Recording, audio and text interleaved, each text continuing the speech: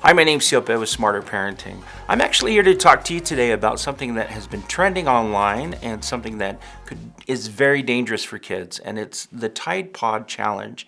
Now, over the course of the internet, you've noticed that there have been multiple challenges that have been given.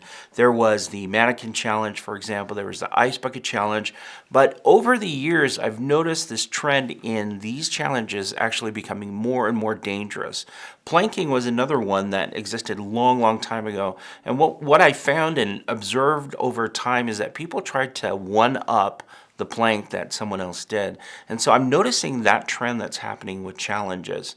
And the Tide Pod Challenge, which is the most recent one, is probably the most disturbing that has come up so far. But if things continue on the way that they've been going over the past couple of years, parents should be very aware of additional challenges that may pop up on social media.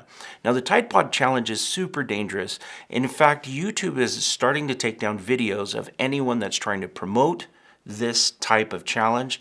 They've actually banned it. They don't want people doing it, and there's been an advisory. Tide has actually come out with a celebrity telling people not to ingest Tide Pods.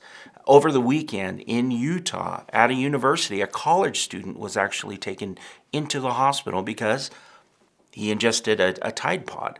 So you can see the range of this happening and people just accepting these youth wanting to do something and stay connected with their social media world. For parents, be very aware. If you hear of a challenge that's happening, talk to your children, ask them about it, do some online research and discover exactly what it is, and then talk to your children about safety, okay? The safety of your child is more important than these challenges that are happening. But there is a draw in doing these challenges, largely because kids want to feel like they're part of a community. And so you need to be very aware of what's happening online with your children. Now, you can find more information on the Tide Pod Challenge, but also on precautions that you can take as a parent for your child on the Smarter Parenting website.